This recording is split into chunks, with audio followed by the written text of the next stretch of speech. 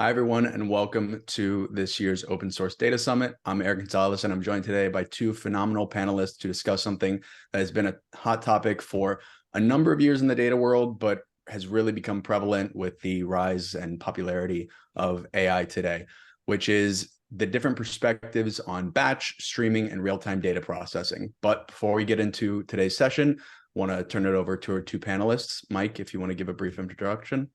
Great. Thank you. Yeah, happy to be here. I'm Mike. I'm one of the co-founders and I'm the CEO at Tecton.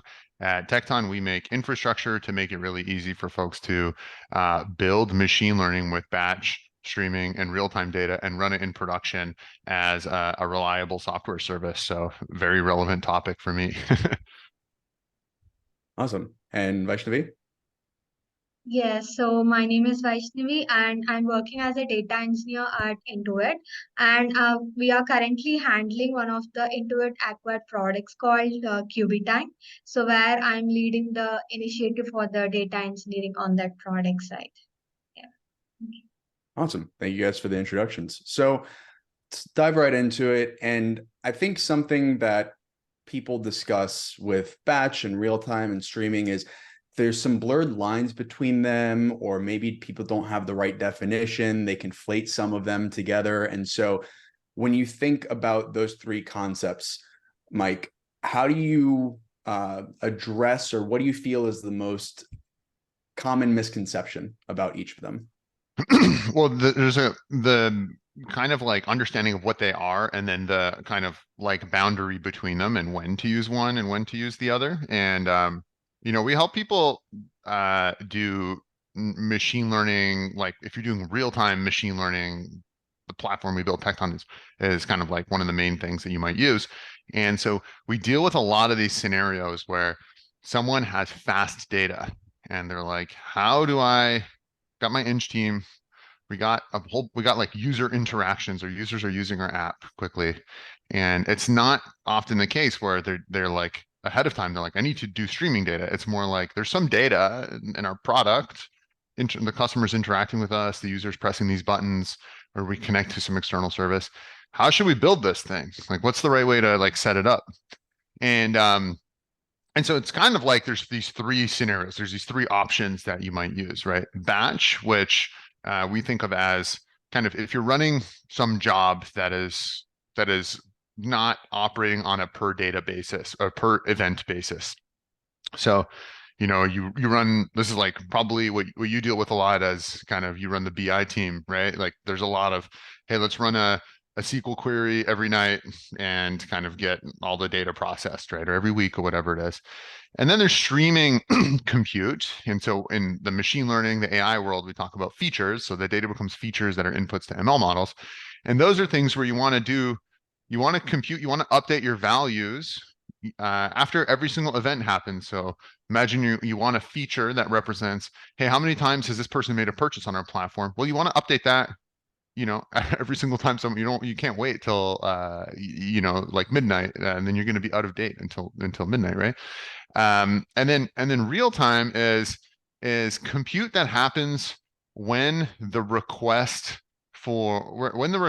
happens for the read. So, and the use cases that we deal a lot with in the AI world, someone is logging in, let's say, and we want to detect, is this fraud or not?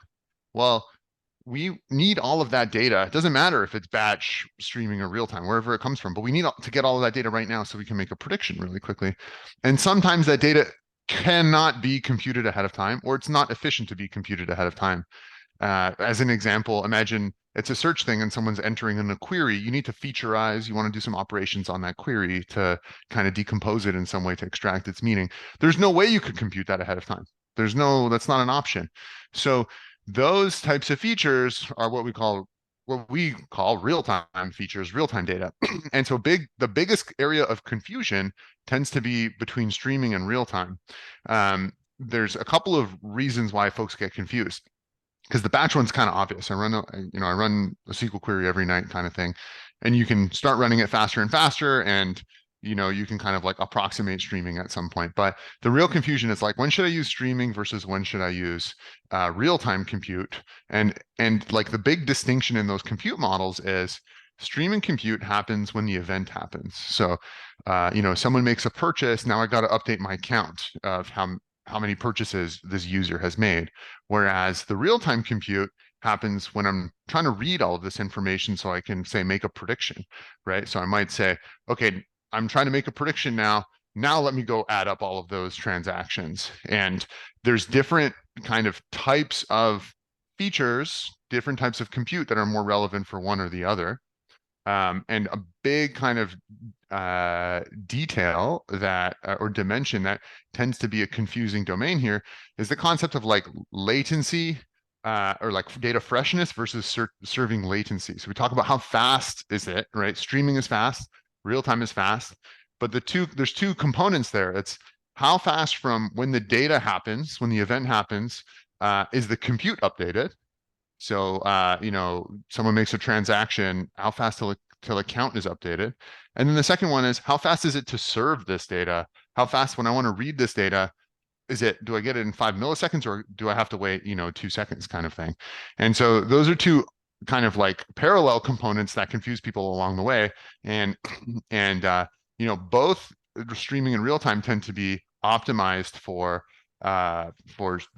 freshness, for event to computed value, latency, but real-time compute is tends to be way higher optimized for that and way higher optimized for like working with a real-time serving system. It tends to operate after the real-time serving system. So that's how we think about it, and it's kind of like a complicated thing. So you kind of want to have some systems that help you kind of make sense of all of this and make it easy to develop all these because they tend to use different technologies under the hood. Yeah. And the other component that you talked about, which I will want to lean in on later in the conversation, is the ability to serve that data or having those different architectures for the different operations that your company or your client or whoever you're working with is using. Because if you invest in having a streaming architecture, you invest in having a real-time architecture, obviously in cases of fraud or certain disease detection where time is of the essence, you need those things in place. But if the operations team, if the fraud team, if the doctor, if whoever is taking that data is not operating off of it in a real-time fashion, then that's meaningless. And you can have a day lag if the operations are going to lag a day anyways. And so but before we get to that, Vaishnavi, is there any other misconception that you hear or that you see at Intuit or along your career between these different types of architecture? Yeah, so just I would like to share my experience about these things. I think I would agree with my what Mike says, right? So when it comes to batch or streaming or real time, right? So the major or at the core we need to see like at what instance or based on what use case for which processing should we actually go for. So sometimes we always think when some new tech stack comes up, right? Let's all go and jump and try and see whether our use case can fit into that. But first we just need to try to understand, do we really need that?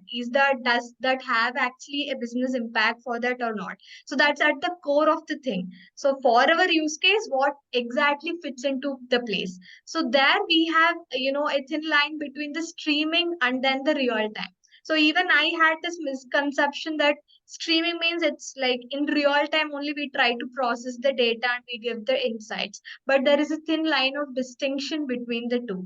And also what I have seen at, personally at Intuit is that, so we have some projects where we wanted to go into real time and we wanted to process some of the attributes in real time based on the user actions, so that in real time we can send them some mails or notification or anything based on the task that they have completed.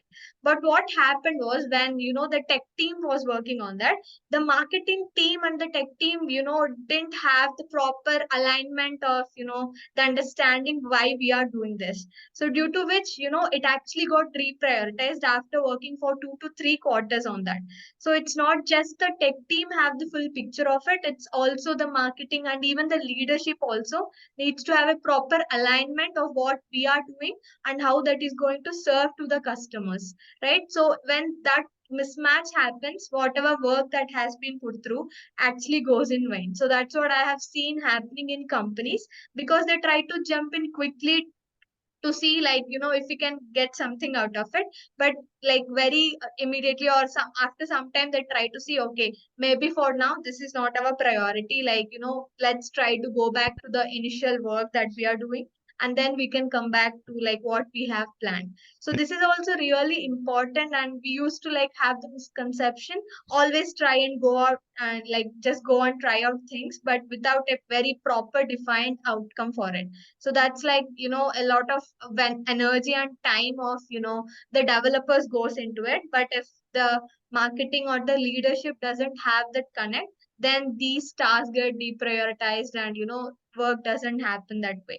So that's what I feel, we need to have that conscious understanding before anything gets started, so that, we have set the strong goals, like what we wanted to achieve, and then we can move forward with the results. So that's what I've seen recently happening, and, some of the projects I have been involved with.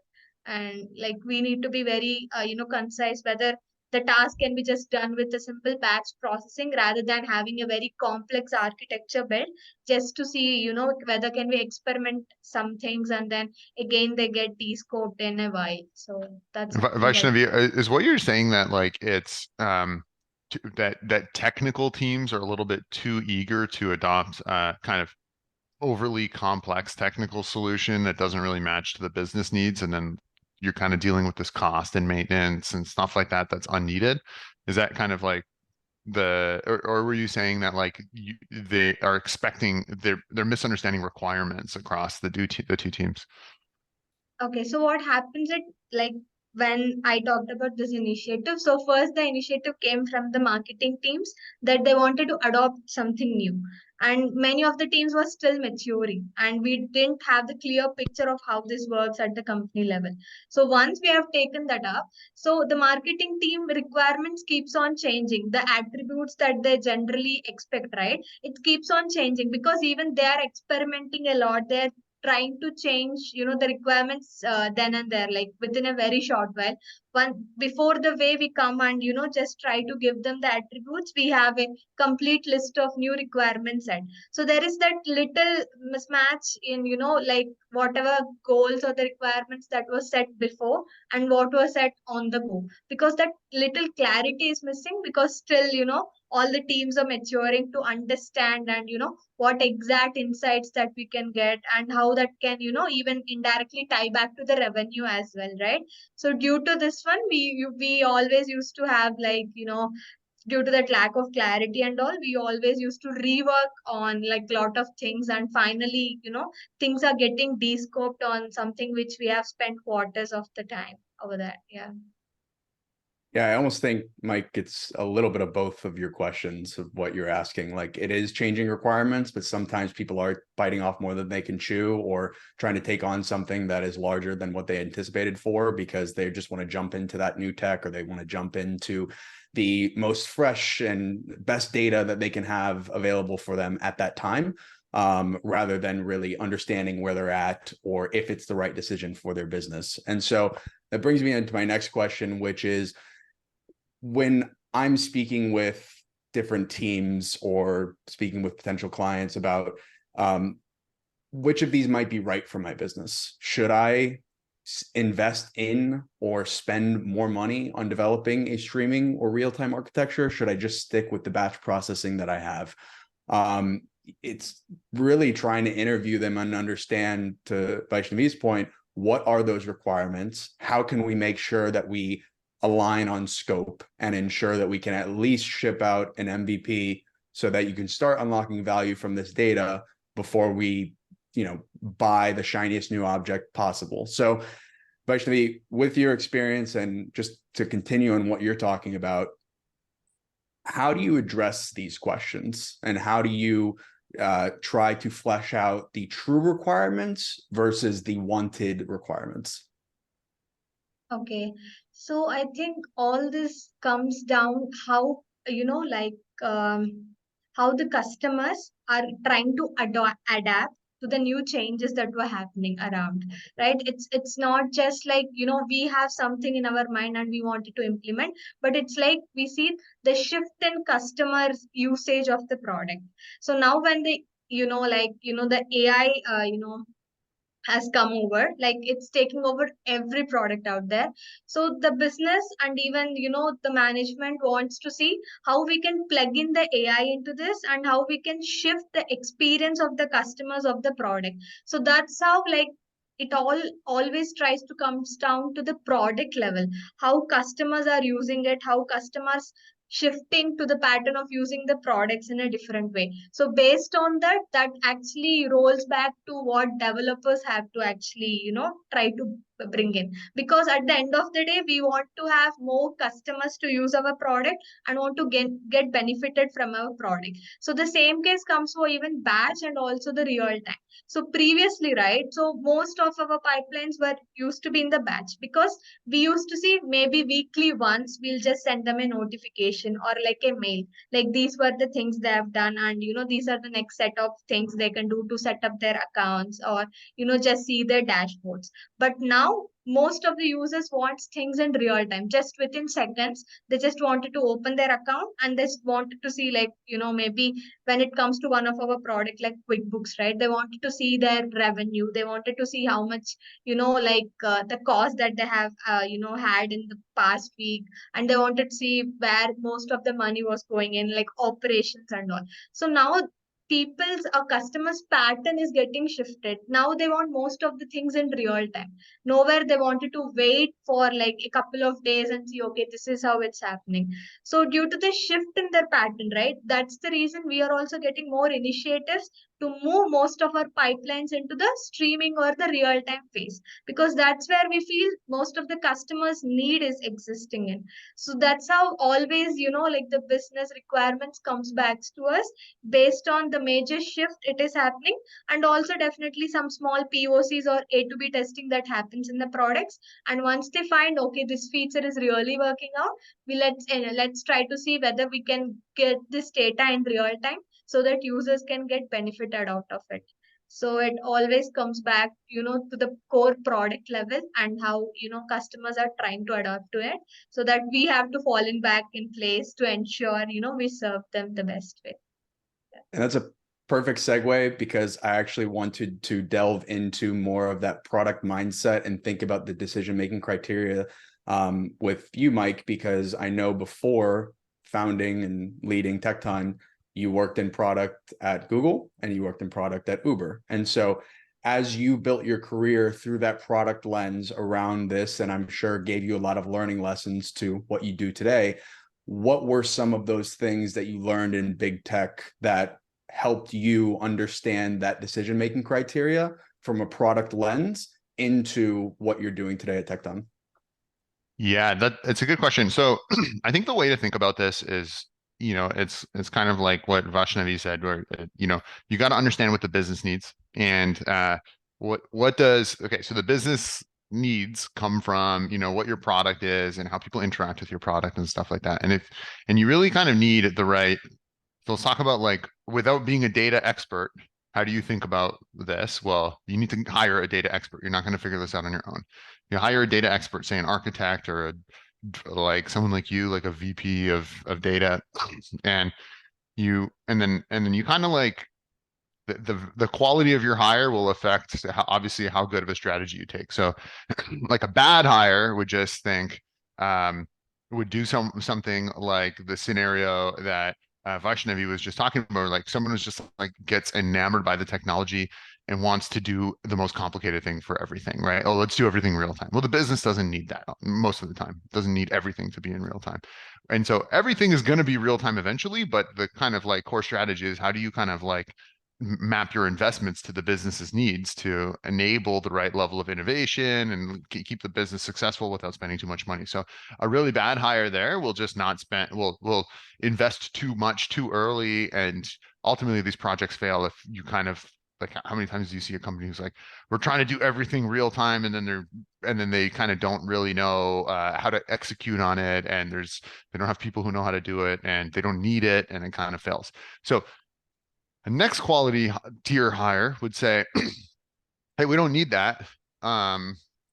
We just really all our business needs is just like batch, right? If that's true, like the business today, whatever the business needs today, we're not doing anything real time. Let's just stick with batch. It's easier. It's easier to maintain. It's easier. It's cheaper. It's easier for us to get the right people to do it, and we can be more reliable and stuff like that. The problem there is like that's a little bit of a kind of not a forward-looking approach, because you want to be keeping an eye on where you need to go and ensure that you're staying competitive. So imagine, you're an insurance company and your competitor launches like real-time quoting or something like that. Well, if you're not ready for that, then you're kind of 3 years away from having real-time quoting being possible in your business. So a really good hire here is someone who understands kind of like what's the needs for the business today, but also understands where do we need to go in the future, and can be and can use good judgment in investing and making those investments into kind of innovation in the data stack. And so what we see is that there's typically a handful of use cases that are really the ones. It's rare that like every single thing you need to do with data is real time. It's typically like, one use case is the one thing that needs real time. For example, fraud detection needs to be fast, but all of our BI can be slow or something like that, which is fine. And so then there's kind of like a little bit of a strategy for, well, how do we kind of dip our toes into this and invest enough that we're confident we can be successful? We give it a real shot at being successful without kind of over investing and compromising our ability to execute on everything else in the business. So that's the kind of like real strategy that someone has to think through. And it often involves, starting within a team rather than kind of rolling it out company wide. Like, hey, now we have real-time data for everybody. Could just be like on the fraud team, we built a couple of real-time things.